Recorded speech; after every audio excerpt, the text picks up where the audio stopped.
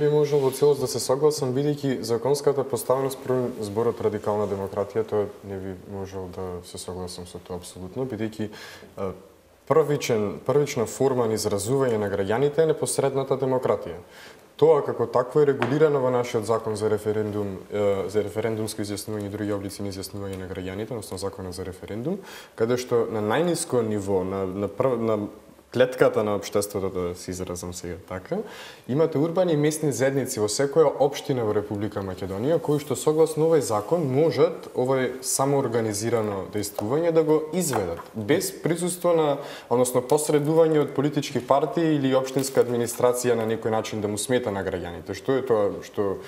сакам да го кажам е дека урбаните и местните заедници по овој закон наш, конкретно можат само иницијативно 1/10 урбана или местна заедница, тоа е мала бројка на луѓе, тоа се комшиите со кои што живеат и комуницирате секојдневно, за секое прашање кое што е од значење за локалната заедница, дали е тоа вода, воздух, некој проблем кој што го имат право да се соберат, да одржат седница и заклучоците од седницата ги достават до градоначалникот, односно советот на општината или на градот Скопје, каде што ќе барат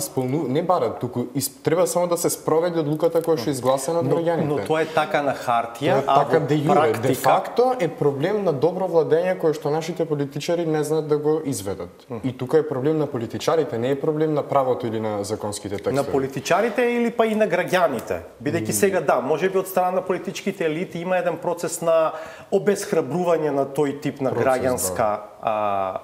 самоиницијативност, нели, или иницијативност, но од друга страна и граѓаните некако се чувствуваат посигурни во таа статус-кво ситуација, затворени дома. Не дозволува тоа што го кажавте дека се оневозможува процесот, односно државата тоа е пак повторно право на ефективна администрација која што